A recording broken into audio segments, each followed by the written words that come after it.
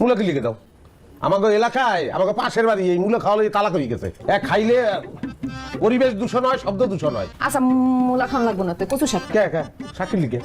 না না না, কোনো কচু শাক চলবে না। আমি কি তৃণভোজী?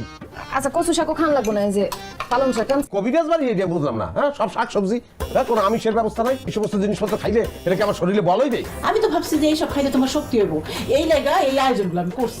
আপনি আউগারি ভাবেন কি লিখে? আম্মা এতক্ষণ ধরে খালি শুনতেছি, কিছু কইতেছি না। ভাব খানা নবাব আইছে, বাংলার নবাব, নিজে বাজার করে আনলেই তো পারবো। নবাবে কোনোদিন বাজারে গেছে? সিরাজউদ্দৌলা বাজারে গেছে? কাশেম কোথায় আর কোথায় নবাব সিরাজউদ্দৌলা? হয় কাশেমরে কাশেমই গেবেন, নবাব সিরাজউদ্দৌলা কইতে দরকার। আকলিমা যা তো, এত কথা না পেছাইয়া একটা ডিম ভাইজা নিয়ে আয়। তোমার একটা লিস্ট করে দিছি না আমি, লিস্টটা পারে দেখাও না। আন্দাজ যে বুঝতে হয় আমারে, আমি বলে আন্ডা খাবো। এই বাড়িতে থাকতে হইলে আমাদের কথাই চলতে হইব, আমাদের কথা খাইতে হইব, কাজ করে চলতে হইব। আমি তো কই, হয়তো শুনে না। বেশি বেশি করে তার জানো। আমারও কই লাভ আছে, ঘরে কইতে পারো না, সামনে সামনে কইবা। আল্লাহ গো, হ্যাঁ রে, আমি কইতে যাই আর অপমানই হই। দেখ না কি ব্যবস্থা করতেছি, কথা কেমনি শুনাইতে হয়।